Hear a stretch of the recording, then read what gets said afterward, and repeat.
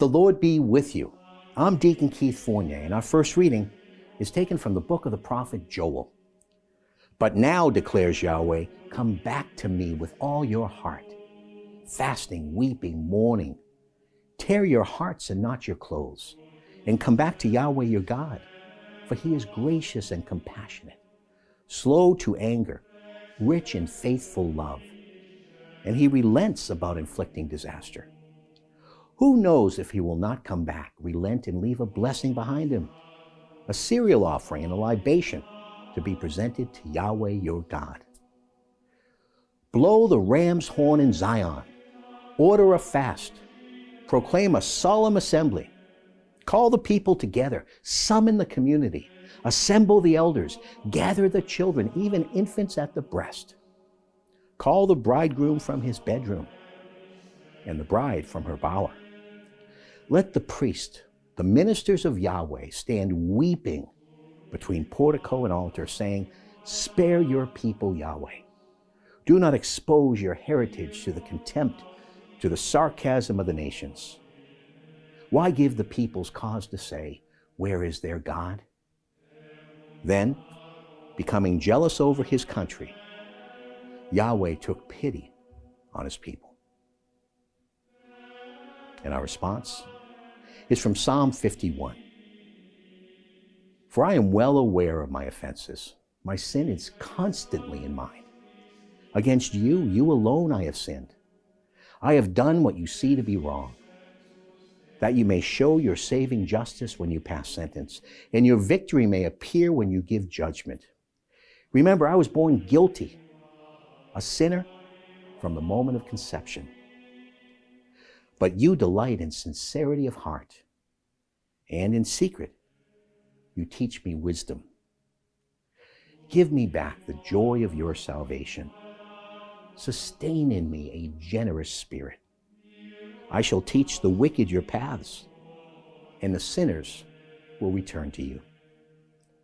Deliver me from bloodshed, God, God of my salvation, and my tongue will acclaim your saving justice.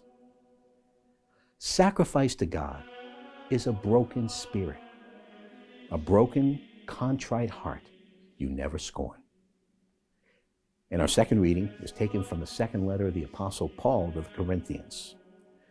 So we are ambassadors for Christ. It is as though God were urging you through us, and in the name of Christ we appeal to you to be reconciled to God. For our sake he made the sinless one a victim for sin, so that in him we might become the uprightness of God. As his fellow workers, we urge you not to let your acceptance of his grace come to nothing. As he said, at the time of my favor I have answered you. On the day of salvation I have helped you. Well, now is the real time of favor. Now the day of salvation is here. A reading from the Holy Gospel according to St. Matthew. Jesus said, be careful not to parade your uprightness in public to attract attention. Otherwise, you'll lose all reward from your Father in heaven. So when you give alms, do not have it trumpeted before you. This is what the hypocrites do in the synagogues and in the streets to win human admiration. In truth, I tell you, they have had their reward. But when you give alms, your left hand must not know what your right is doing. Your almsgiving must be secret. And your Father, who sees all that is done in secret, will reward you. And when you pray, do not imitate the hypocrites. They love to say their prayers standing up in the synagogues and at the street corners for people to see them. In truth, I tell you, they have had their reward. But when you pray, go to your private room, shut yourself in, and so pray to your Father who is in that secret place.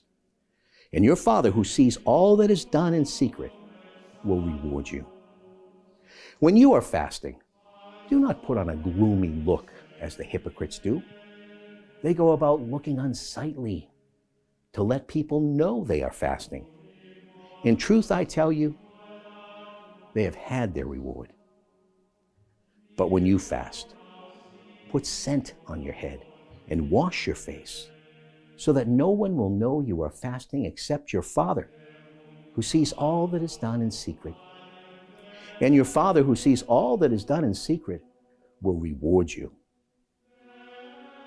The Gospel of the Lord.